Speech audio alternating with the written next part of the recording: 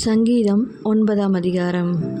கர்த்தாவே, என் முழு இருதயத்தோடும் உம்மை துதிப்பேன், உம்முடைய அதிசயங்களை எல்லாம் விவரிப்பேன். உம்மில் மகிழ்ந்து களி கூறுவேன். உன்னதமானவரே, உமது நாமத்தை கீர்த்தனம் பண்ணுவேன்.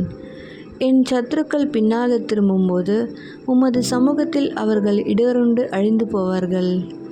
நீர் என் நியாயத்தையும் என் வழக்கையும் தீர்த்து நீதியுள்ள நியாயாதிபதியாய் சிங்காசனத்தில் மேல் வீற்றிருக்கிறீர். ஜாதிகளை கடிந்து கொண்டு துன்மார்க்கரை அழித்து அவர்கள் நாமத்தை என்றென்றைக்கும் இல்லாதபடி குலைத்து போட்டீர்.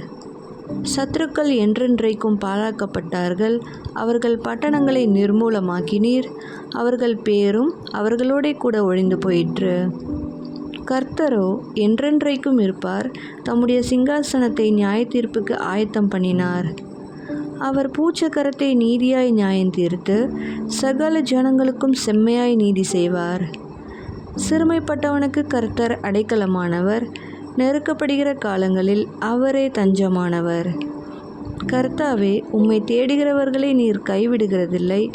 ஆதலால் உமது நாமத்தை அறிந்தவர்கள் உம்மை நம்பியிருப்பார்கள். சீயோனில் வாசமாயிருக்கிற கர்த்தரை கீர்த்தனம் பண்ணி அவர் செய்கைகளை ஜனங்களுக்குள்ளே அறிவியுங்கள். இரத்த பழிகளை குறித்து அவர் விசாரணை செய்யும்போது அவைகளை நினைக்கிறார். சிறுமைப்பட்டவர்களுடைய கூப்பிடுதலை மறவார். மரண வாசல்களிலிருந்து என்னை தூக்கி விடுகிற கர்த்தாவே, நான் உம்முடைய துதிகளையெல்லாம் சீயோன் குமாரத்தின் வாசல்களில் விவரித்து உம்முடைய இரட்சிப்பினால் களி கூறும்படிக்கு தேவரீர் எனக்கு இறங்கி என்னை பகைக்கிறவர்களால் எனக்கு வரும் துன்பத்தை நோக்கி பாரும்.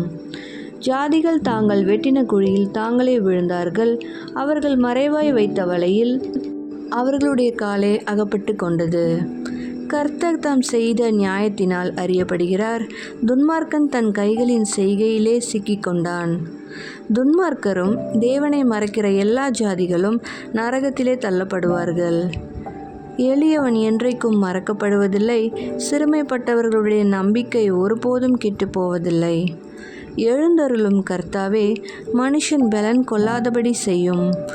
ஜாதிகள் உம்முடைய சமூகத்தில் நியாயம் தீர்க்கப்பட கடவர்கள். ஜாதிகள் தங்களை மனுஷர் என்று அறியும்படிக்கு அவர்களுக்கு பயமுண்டாக்கும் கர்த்தாவே.